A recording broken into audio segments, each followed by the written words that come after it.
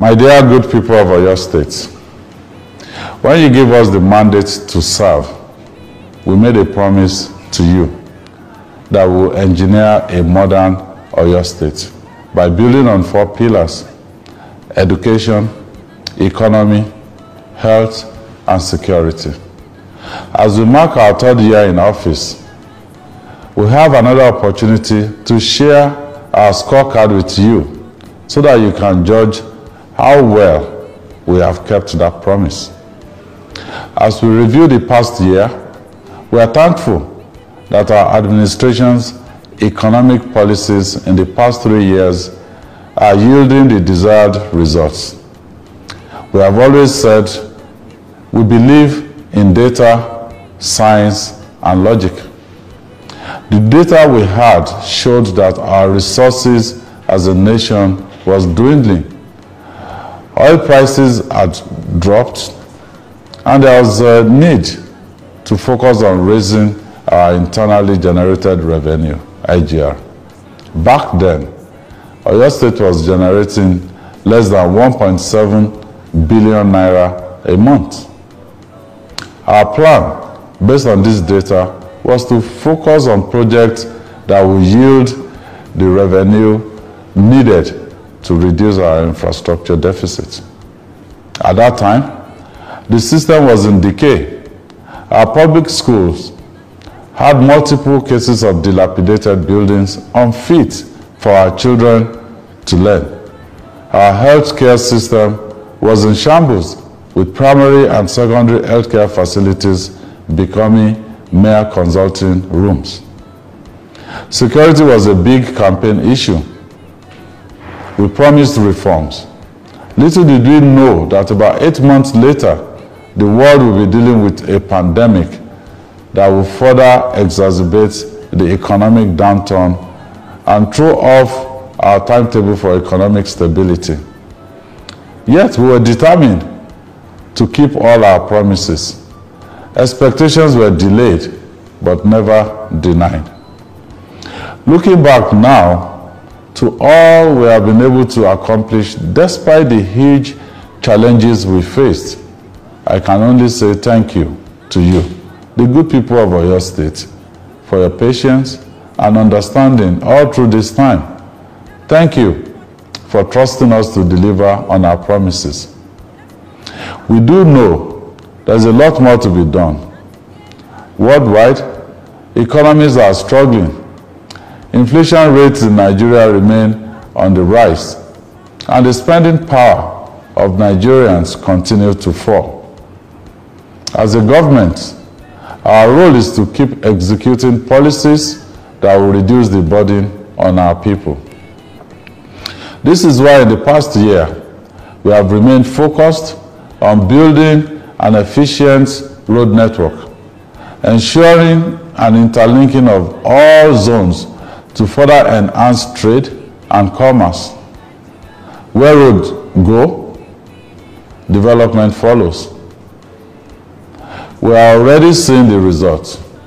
A recent mini survey on agribusiness in Oyo State since 2019 shows that by creating an enabling environment for the private sector to do business, we have attracted over 23 billion naira in agribusiness investments. Additionally, we have secured $125 million in development partners' blended finance for rural roads, agro-logistics, market, and industrial hubs. All of this contributes to providing direct and indirect jobs for our teeming population.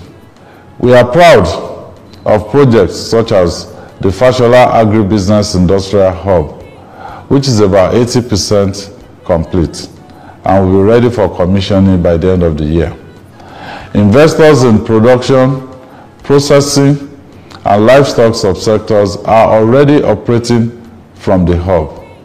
In the past year, we completed the first phase of the Lake and Salami Sports Complex at Damasimba and put it into use. Our darling Shooting Stars, who in the past year also got promoted to the Nigerian Professional Football League, now have a befitting facility to play in.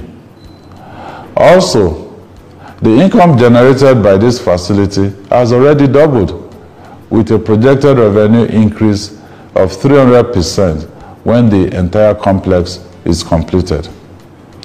More recently, we commissioned the Ojo and Challenge bus terminals in Ibadan. Off-peak, these terminals handle up to 10,000 passengers daily. Of course, as promised, we have not increased taxes. Rather, we have expanded our tax net to include persons who hitherto did not pay taxes. The result of all these revenue-generating activities is that we have been able to continue funding projects that the good people of Oyo State can benefit from. In the past year, we have completed the construction of 8 model schools, bringing the total number of model schools completed by our administration to 56 since we assumed office 3 years ago. We have expanded the Start Them Early program to now include an additional 6 schools. We are seeing the results of 1,276 students being exposed to modern agricultural practices and choosing agribusiness right from secondary school. We have gone a long way in fulfilling our promise of ensuring at least one standard primary healthcare center, PHC, in each of the 351 wards of our states. Presently, we have upgraded nearly 200 PHCs and will now begin to equip them. We continued with our free health mission to the indigent and underserved.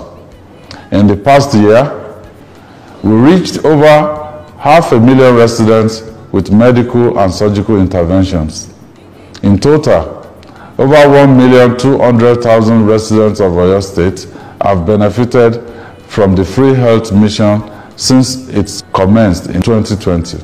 We have provided over 280 kilometers of public lighting through the Light Up Oyo projects. This has not only enhanced economic activities as markets will remain open for longer, but it has also improved the security in the state. Not only that, we have provided lighting in off-grid areas.